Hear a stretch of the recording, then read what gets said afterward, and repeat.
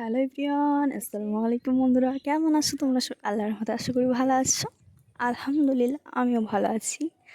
আচ্ছা, আবার চলে এসেছি একটা ছোট্ট মিনি ব্লগ নিয়ে। এটা হতে চলেছে ডিমের কারি বা ডিমের ঝোল, তোমরা যেটাই বলো না কেন সেটা কমেন্টে জানাবে।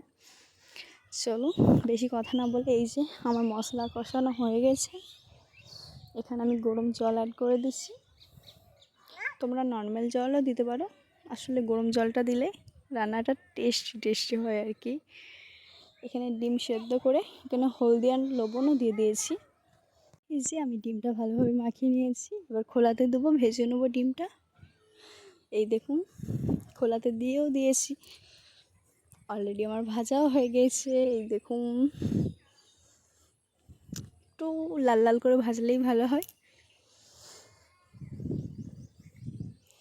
বন্ধুরা প্লিজ, যদি ভিডিওটা ভালো লাগে থাকে একটা লাইক, একটা সাবস্ক্রাইব করে দেবেন, আর যদি ভালো লাগে থাকে একটা কমেন্টও করে দেবেন। এই যে এখানে জল দেওয়ার পরে আমি ধনির পাতা ছড়িয়ে দিয়েছি, ডিমও দিয়ে দিয়েছি। এই যে আমার ডিমের কারি রেডি।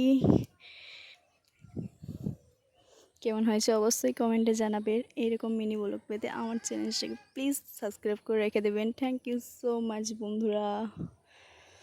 আবার নেক্সট ভিডিওতে দেখা হচ্ছে। Bye bye.